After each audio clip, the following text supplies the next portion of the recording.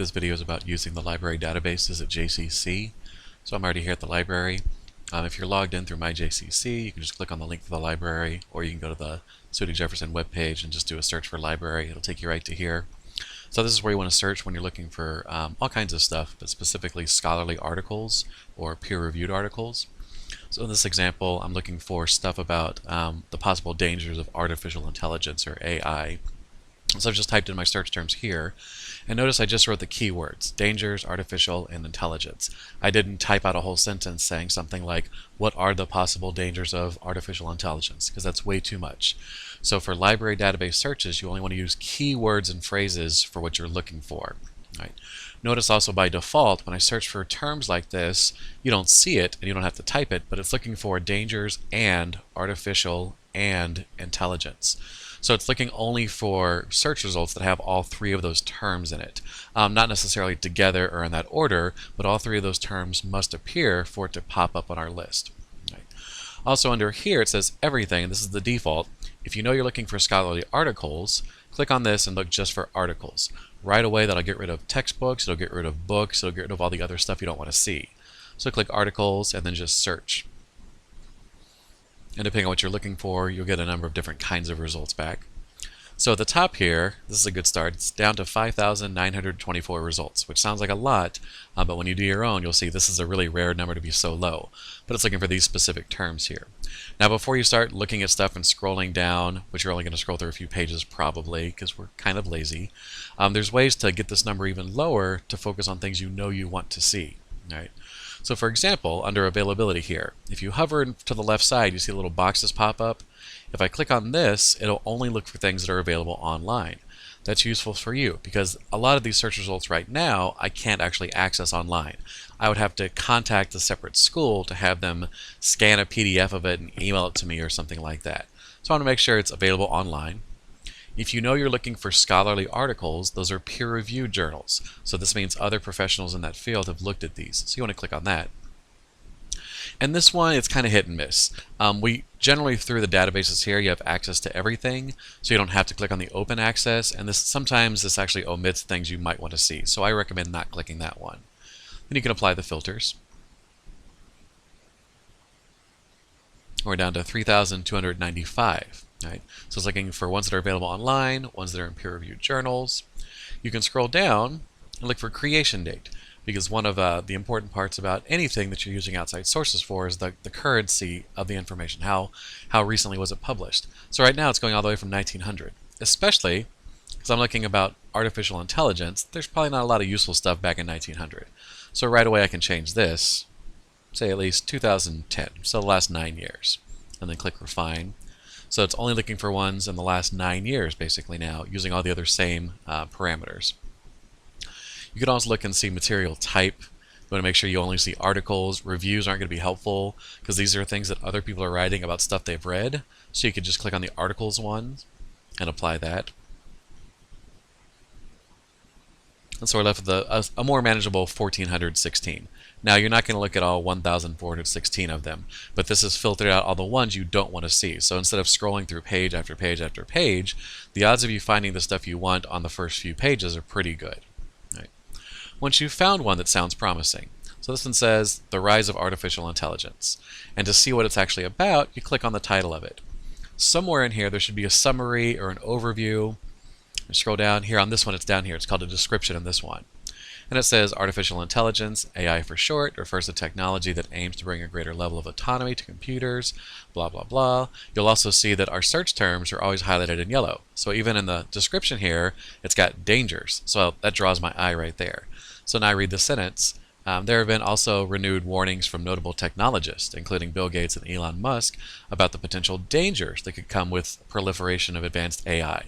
So I'm like, okay, this sounds like something I want. It has good information about just basic information on artificial intelligence, and it definitely has at least something about the dangers of artificial intelligence, and that's what I'm looking for.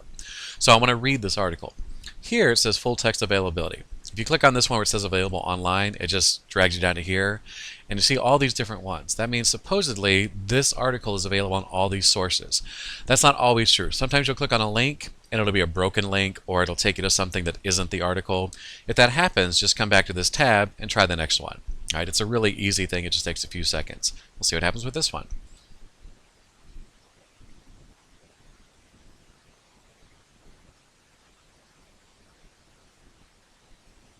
So this is the EBSCO host database. So almost all the ones from EBSCO are going to look like this. So it's one you can be kind of familiar with.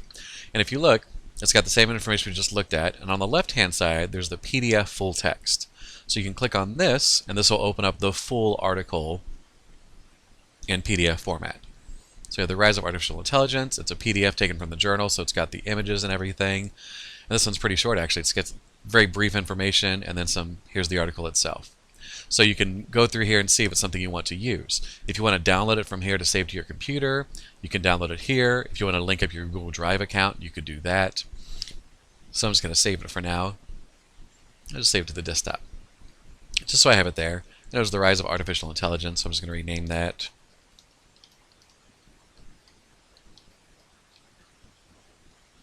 And I save it, even though I haven't read it yet, because if I want to use it, I have a copy of it, I know it's always there. Which you can also do, especially with EBSCO host and a few of the other databases. If you look at the way that this is set up, on this page or on the previous page, it's on both pages. You'll see these little tools here. Right, you have to create an account and sign in to keep a folder, which you can do, but it's not always useful because it's only going to be for EBSCO's database, not one of the other databases we have. But this one is really useful. It's a little golden sheet of paper and it says Cite next to it. If you click on this, you get this pop-up. And all you have to do is scroll down on the bar until you see MLA, because remember we're using MLA for all of this. Once you see MLA, you see it formatted for Works Cited page in MLA format. So you can just copy this and paste it into a Word document or your Google Doc, whatever you're using, and now you have the Works Cited entry for this. Now you always want to double check these, but just on a quick glance, this looks pretty accurate. So you can have this ready to go, and then you have the Works Cited entry. That also means if you ever need to find this article again, you know exactly where to find it. You have all the information you need to find this exact article. So it's super helpful. Just to show you what some of the other ones look like, if I go back to my search page, so this is from Gale Cengage. So it's a different database. So when I click on this one, it'll have the same article. Well, hopefully it will, but it's going to look very, very different because it's from a different database. It's almost like looking at an Instagram page versus a Facebook page. They look vastly different, even though they might have the same kind of pictures inside of it. This one's taken quite a while as well. And when it finally loads, so we have this one now, The Rise of Artificial Intelligence. Here's the same article, but notice how drastically different this page looks from this page. So this one you don't have the nice little handly cite thing down here, but you do have tools up here that you can use. So most of the databases have the same kinds of tools, but they are in different places. They might look very different. This one, for example, it's right here, so it's a web page instead of a PDF file. You can still download it. You can email it to yourself. You can save it in OneDrive or Google Drive. So this one has OneDrive as well, which is kind of nice for OneDrive users. So get used to the different looks of them all. They're not always going to look the same. It's a little hard to see, so I'm going back here now to the search page. And let's say I clicked on this one, I've got this article, I've saved it, I've got my Works Cited entry for it saved. I want to go back and look at the other entries. If you look on the left side here, this is where you close out this little grayed out part here.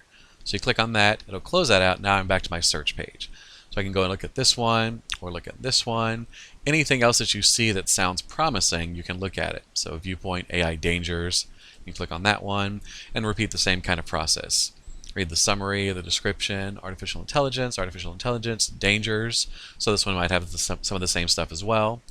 So just scroll to the full text of it and just kind of repeat the same process again.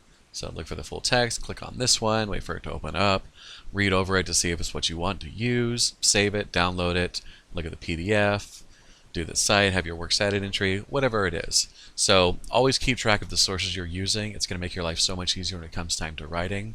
And if you're not finding what you want to look for, look at your search results. So these ones are specifically for dangers of artificial intelligence. So if that's not what you're looking for, if you're not looking for dangers, don't use that term obviously. If you're looking for a specific type of artificial intelligence, you can keep adding to your search box here. So for example, let's say you're looking for weapons. Dangers of artificial intelligence, weapons. So I'm adding that term, so it's going to bring back different kind of search results. So right away we have genius weapons, artificial intelligence, autonomous weaponry, and the future of warfare. If I'm looking for AI weapons and the dangers, this sounds like a real win. But it's a review. So I have to go through here and check all my boxes again, find all those kinds of things. This one is an article from Science, so that looks pretty good as well.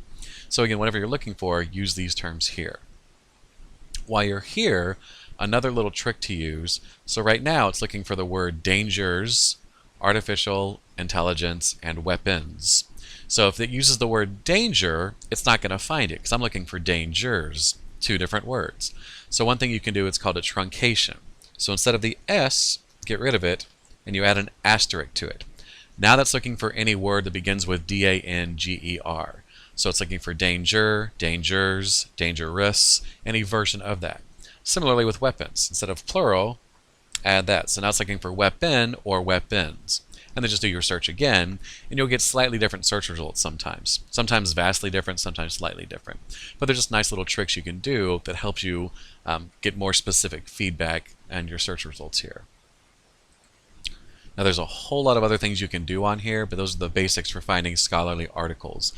So if you have trouble finding anything, watch the video again, and if you really have trouble or struggle with something, we have really great librarians. You can always ask them for help as well.